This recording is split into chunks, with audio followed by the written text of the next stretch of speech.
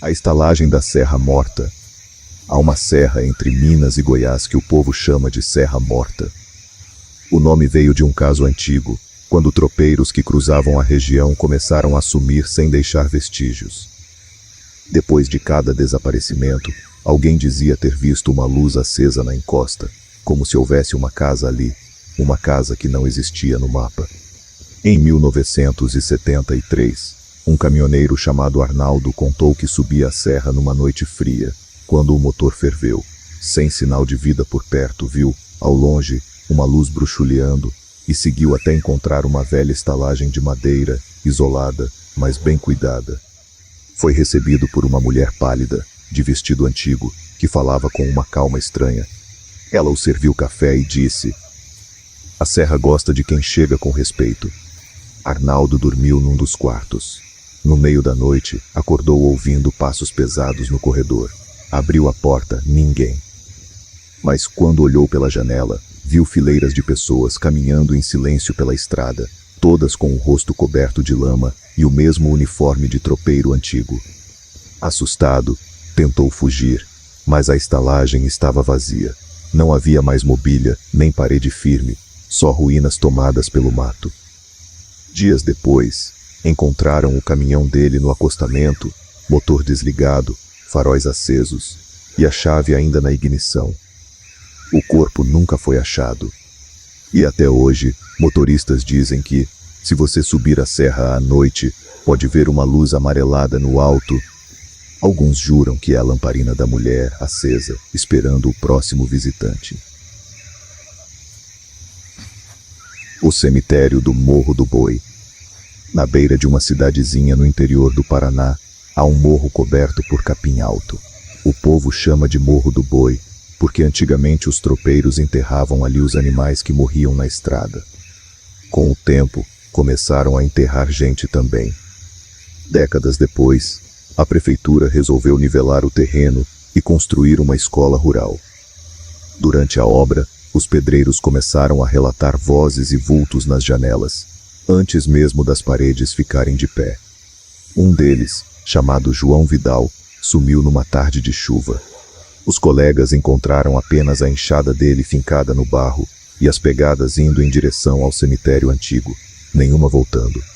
A escola foi inaugurada mesmo assim, e nos primeiros meses, os alunos reclamavam do frio repentino que tomava conta da sala. Às vezes, cadeiras se arrastavam sozinhas, e uma menina disse ter visto um homem sujo, com o rosto virado para trás, parado no pátio. Depois do terceiro desaparecimento, uma professora dessa vez, o lugar foi fechado. Hoje, o mato tomou tudo de volta.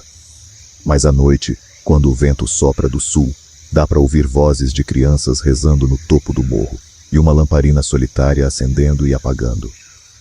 O pessoal da cidade aprendeu a não olhar naquela direção. A moça da janela. Em 1989, numa cidadezinha chamada São Pedro do Sul, uma família se mudou para uma casa antiga herdada de parentes distantes. Era uma construção de madeira, de janelas altas e varanda larga, no meio de um terreno coberto por roseiras. A vizinhança avisou: a casa é boa, mas tem uma janela que não se fecha, deixa ela quieta. Na primeira noite, a filha mais velha, Lídia, acordou ouvindo alguém chamando seu nome. Foi até o corredor e viu a janela aberta, manto balançando as cortinas. Do lado de fora, uma mulher de vestido branco olhava para dentro, imóvel, com o cabelo cobrindo parte do rosto. Lídia deu um passo para trás, mas percebeu que o rosto da mulher era idêntico ao dela. Nos dias seguintes, a janela voltava a se abrir sozinha, e cada vez que o sol se punha, alguém via o reflexo daquela mulher no vidro, mesmo quando não havia ninguém no cômodo. Depois de um mês, Lídia desapareceu. A janela, pela primeira vez, ficou trancada. Os pais mudaram às pressas e a casa foi vendida. Hoje, os novos moradores afirmam que o vento não entra ali. Mas, quando olham para fora à noite, juram ver uma moça parada na varanda, com o mesmo rosto da antiga moradora, segurando uma flor seca na mão. O caso dos irmãos do Córrego Escuro. No sertão da Bahia, existe um vilarejo cercado por um córrego que o povo chama de Córrego Escuro. Em 1962, dois irmãos, Daniel e Otávio, sumiram enquanto pescavam perto da ponte. O povo organizou busca, vasculhou cada palmo do mato, e nada. Só encontraram o balde de iscas e a varinha de bambu.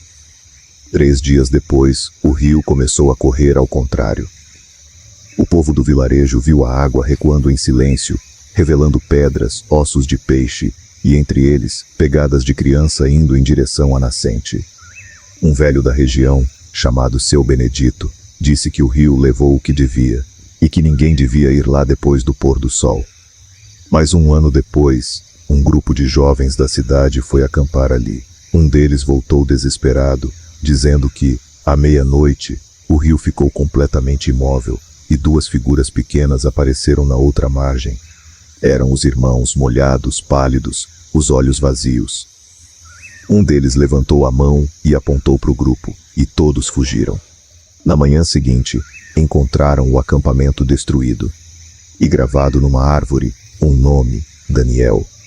O córrego ainda existe, e até hoje o som da água muda quando alguém chega perto da ponte.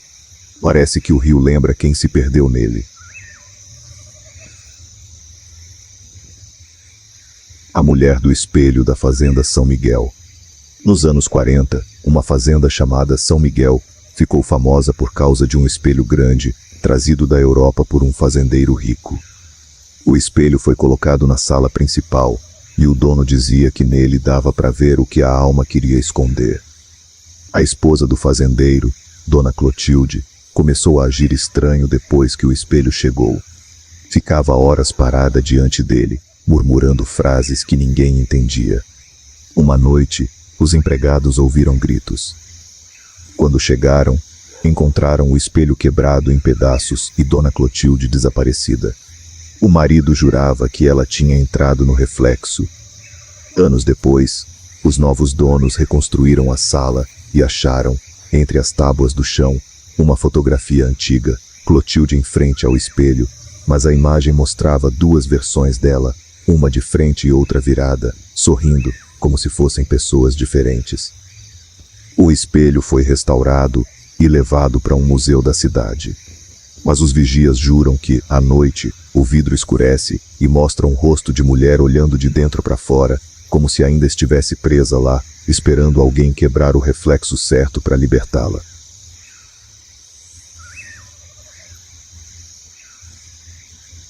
A estrada dos que voltaram.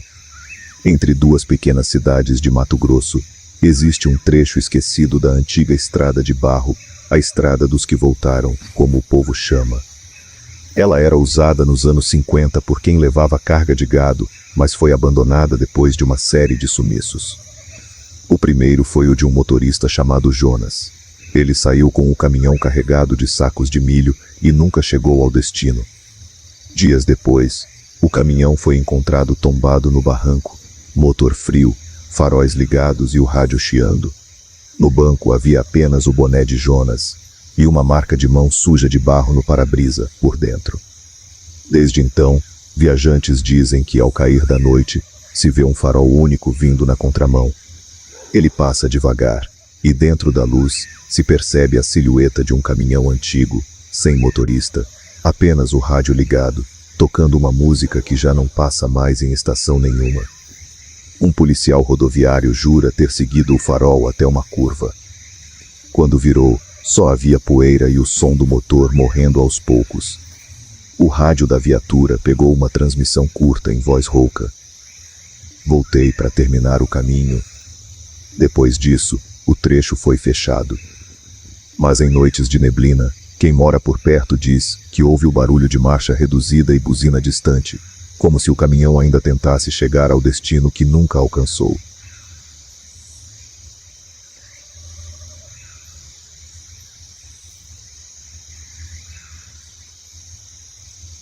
O sumiço na Vila do Pinhal.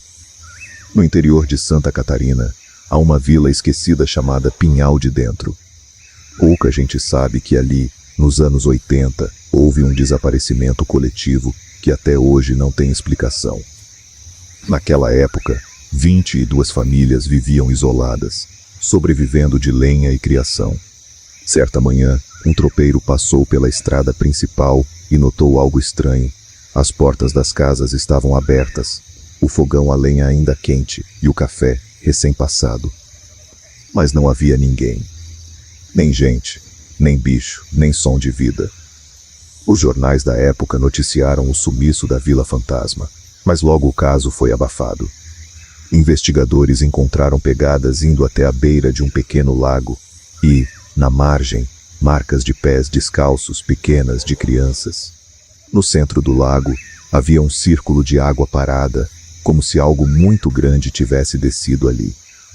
Anos depois, um pescador da região jurou ter visto, numa madrugada de névoa, várias pessoas paradas dentro da água, imóveis, com os rostos voltados para ele.